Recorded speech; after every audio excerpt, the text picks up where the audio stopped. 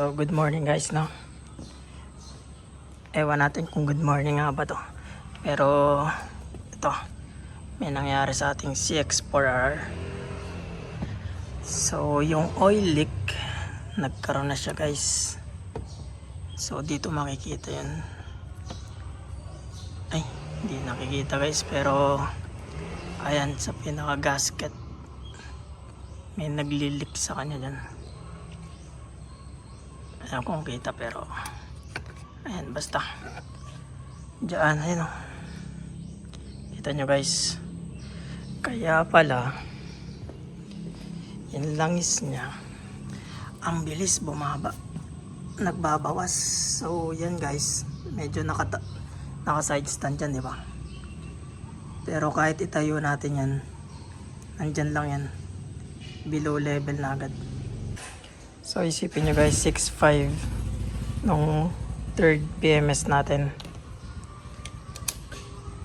Then ngayon 8644 kilometer. So kung tutusin, parang kulang-kulang tuto lang yung tinakbo niya, no? Tapos ganyan na agad yung level ng oil niya. So kailangan natin magpa-change oil na naman, no? Napakabilis. So ang iniisip kong salarin ay yan nga, yung oil leak. So ipapacheck natin yan. So sana naman, hindi natin alam kung anong gagawin. Sana may maluwag lang or do not know. So tingnan na lang natin, samahan nyo ko guys kung ano mangyayari. Let's go. Ito tayo nga pala sa sa Kawasaki, sa Valenzuela Premium Bikes. So tara guys. Okay, so dito tayo magsisimula sa San Ildefonso. So taga dito nga pala ako guys. Siguro mga isang oras natin kukuhanin yung kunti traffic. May bypass naman eh. Tapos mag-e-NLEX pa tayo. Pero bago yan, magpagasolina muna tayo, no? Tara. Ayan. So, nagpapagasolina na tayo dito. Hindi talaga nakakasawang tignan tong motor natin, no? CX-4R. Pero, syempre, kailangan ng gasolina niyan. Kailangan natin gumastos. Hindi natin alam kung magkano. Pero, siguro abutin lang to ng mga 230 or 300. Ewan natin. So, tingnan na lang din natin.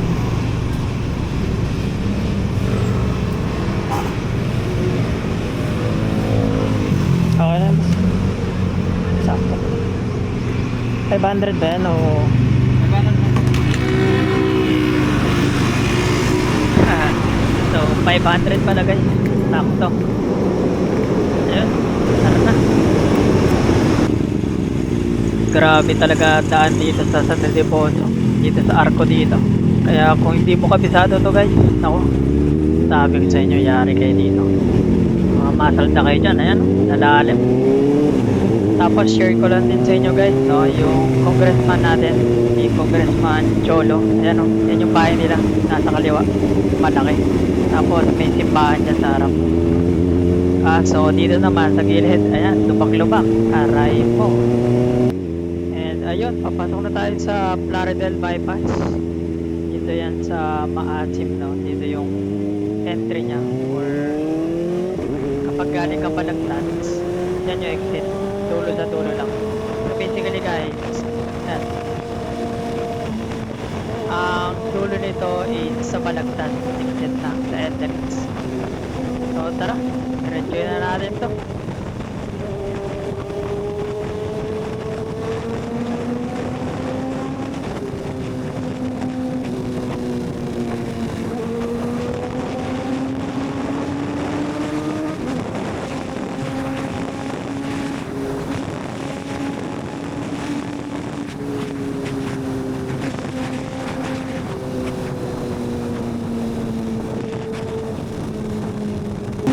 Oo nga pala guys, papakita ko lang sa inyo itong daan na to. Ito yung pinaka-paborito kong daan dito, no?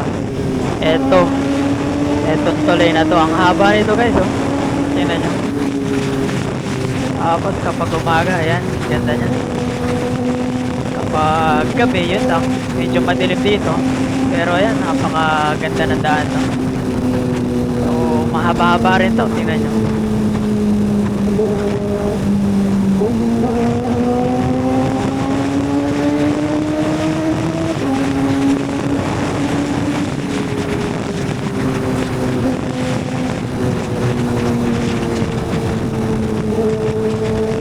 Diba? Ganda ng daan, no, guys? Kaya kung madadaan kayo dito, yun, daanan nyo yan. So, sa Bustos nga pala yan, guys. Tapos, pagkatapos nyan, meron na tayong flyover dito. Sinasabi nila na sobrang taas.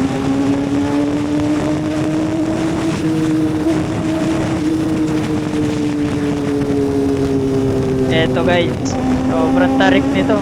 Pero sa camera, hindi mo mahalata. Pero kung sa personal, sobrang taas yan, guys. Dito yan sa Bustos, guys. No?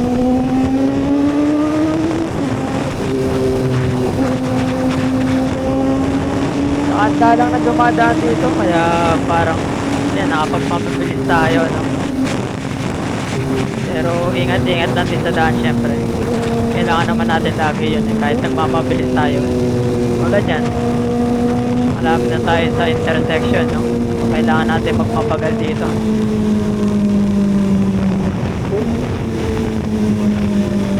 Mga biglang tumatawid na dyan, eh. Hirap, eh. Guys, so, gusto ko lang sa inyo ipakita yung daan na yun, no? So, lumipad na tayo sa Balagtas entry.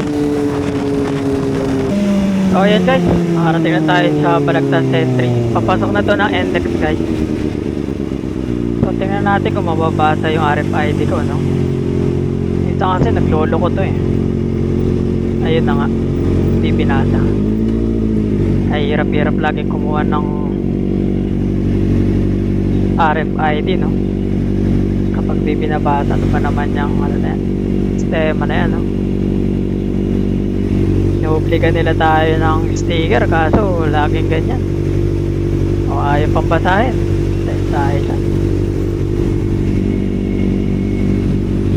Kaya dapat lagi naka-ready rin yung card natin, eh, para easy na lang kunin, eh.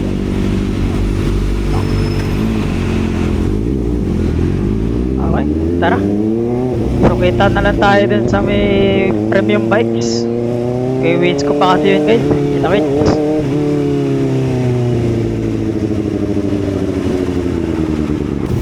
Eh, dahil guys, nakarating na tayo sa premium bikes. Kawasaki Creep, Valenzuela. So, pasok na tayo. Yun, buti walang ano, papagawa. Kasi walk-in lang tayo, eh. So, sir.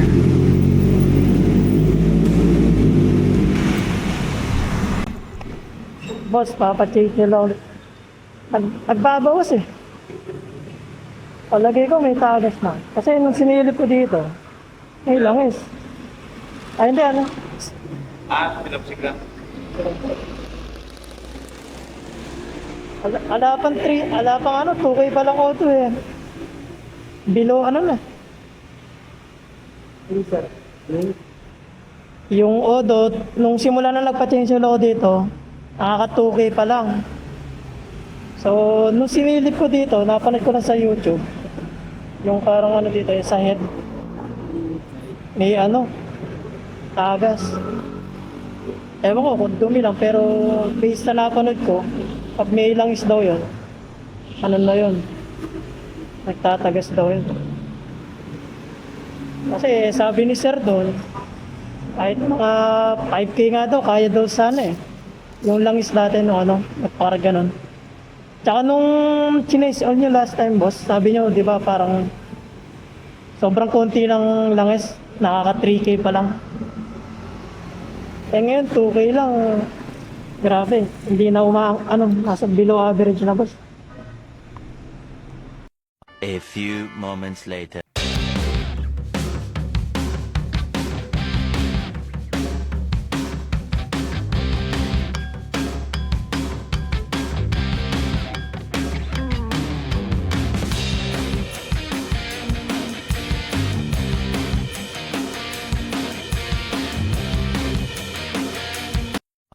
few moments later.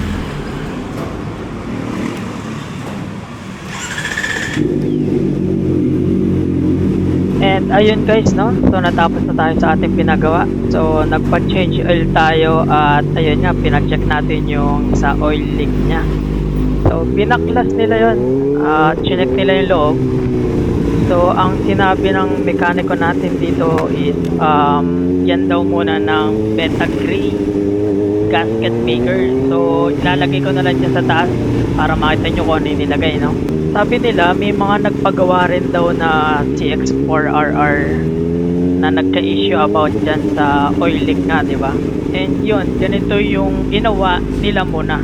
And so far, wala naman daw bumabalik pa sa kanila na nagka-issue about the oil leak nga. And yun, pumayag ako na lagyan muna ng ganito and i-monitor muna natin. So sakto-sakto may ano tayo, long ride. So makikita natin kung maglilik pa ba or hindi. And if ever na mag-leak nga, ang gagawin is o-order daw sila ng head gasket. So mabilis lang naman daw yon if ever na mangyari nga. Kaya pumayag na rin tayo and pasok naman daw siya sa insurance. Check na lang din natin kung ano mangyayari few weeks, few months kung maglilik pa ba. So lagi lang natin mo monitor. And ayun guys, no? So thank you sa panonood. So, hanggang dito na lang siguro yan. Ganyan lang nangyari sa ating lakad. So nilagyan ng Betagree gasket maker. And alam ko maganda naman talaga to kasi ginagamit to ng ibang yung mekaniko. So sige, dito na lang guys. Thank you sa panonood. Sana nakaabot kayo dito. And don't forget to like and subscribe sa ating channel. Ayan. So thank you guys.